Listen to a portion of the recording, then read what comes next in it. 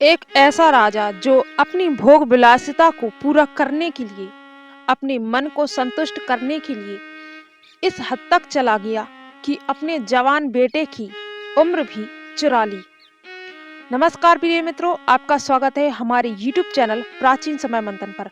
आज की वीडियो आपको पसंद जरूर आएगी। आप वीडियो को पूरा सुने क्योंकि अधूरा ज्ञान खतरनाक होता है। एक लाइक करें, कमेंट करें और चैनल को सब्सक्राइब करें। लालची राजा की कहानी इस तरह से है। राजा ययाति की कथा में उनकी पत्नियों देवयानी और शर्मिष्ठा के बाद के जीवन का विस्तार से वर्णन नहीं मिलता है, लेकिन राजा ययाति के साथ उनके जीवन के घटना चक्र बहुत ही रहस्यमय और डरा देने वाला है। देवयानी का जीवन और शर्मिष्ठा का जीवन राजा ययाति के साथ शुरू होता है। राजा ययाति महाभारत पुराणों और अन्य भारतीय धर्म ग्रंथों में वर्णित है। यह कहानी एक राजा की है जिसने अपनी इच्छाओं और भोग विलास के कारण जीवन के नियमों को चुनौती दे दी। अंततः अपने अनुभवों से महत्वपूर्ण इस कहानी से शिक्षा आपको मिलती है कि आध्यात्मिक युग में भी आखिर एक राजा जो अपने आप को धार्मिक बताता है, वह किस हद तक अपनी इच्छाओं को पूरा करने के लिए गिर जाता है। राजा ययाति का जीवन परिचय।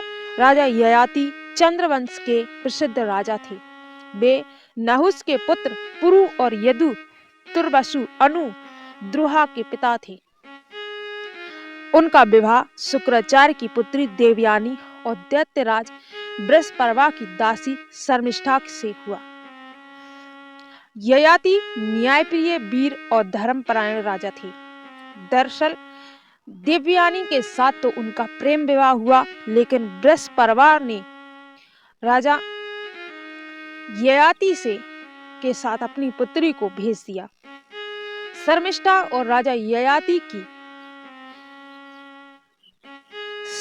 शादी के संबंध कुछ अकथनीय हैं, जो वीडियो में आपको सुनने को मिलेंगे। राजा ययाति न्यायप्रिय, वीर और धर्मपरायण राजा थे।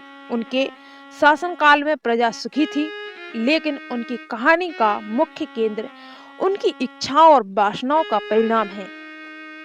देवयानी और शर्मिष्ठा की कथा।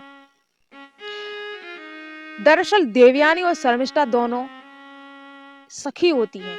देवयानी शुक्राचार्य की पुत्री थी और एक दिन शर्मिष्ठा जो बृहस्पति की पुत्री थी और देवयानी तालाब में स्नान कर रही थी।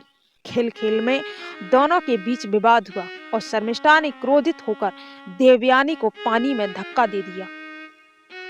देवयानी ने इस अपमान के लिए अपने पिता शुक्राचार्य से शिकायत की। शुक्राचार्य ने बृहस्पति को चुनौती दे दी कि यदि देवयानी को न्याय नहीं मिला तो वे बृहस्पति के यज्ञों में सहायता करना बंद कर देंगे।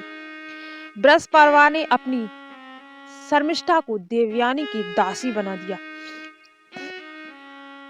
इसके बाद देवयानी राजा ययाति से मिली और राजा ययाति ने उसका मान रखा और शुक्राचार्य की अनुमति से उनसे विवाह कर लिया। ययाति और शर्मिष्ठा का विवाह इस तरह से होता है। शादी के बाद देवयानी और ययाति सुखपूर्वक जीवन व्यतीत कर रहे थे, लेकिन एक दिन शर्मिष्ठा ने ययाति से अपनी इच्छा व्यक्त की कि वह पुत्र प्राप्त करना चाहती थी। ययाति ने शर्मिष्ठा की इस इच्छा को स्वीकार किया और उनसे भी संबंध बनाए। शर्मिष्ठा से ययाति को 3 पुत्र हुए, जबकि देवयानी से 2 पुत्र हुए। जब देवयानी को इस बात का पता चला तो उन्होंने क्रोधित होकर अपने पिता शुक्राचार्य से शिकायत की। शुक्राचार्य ने ययाति को श्राप दिया कि वे तुरंत वृद्ध हो जाएं और उनका भोग विलास करने का सामर्थ्य समाप्त हो जाए। ययाति का श्राप और समाधान इस तरह से है। ययाति ने शुक्राचार्य से क्षमा मांगी और कहा कि उन्होंने यह कार्य अनजाने में किया। शुक्राचार्य ने कहा कि श्राप वापस नहीं लिया जा सकता, लेकिन यदि कोई उनका पुत्र उनकी वृद्धावस्था को स्वीकार कर ले तो ययाति को पुनः युवा हो सकता है। ययाति ने अपने पुत्रों से यह प्रस्ताव रखा। यदु, तुर्वसु, अनु और द्रुहा ने यह श्राप स्वीकार करने से इनकार कर दिया, लेकिन उनके सबसे छोटे पुत्र पुरु ने अपने पिता के लिए यह श्राप स्वीकार कर लिया। पुरु की सहमति से ययाति फिर से युवा हो गए और उन्होंने अगले 1000 वर्षों तक भोग विलास किया। आखिरकार राजा ययाति भोग विलासों से करते करते 1000 वर्ष तक ययाति की आत्मा का परिवर्तन इस तरह से होता है।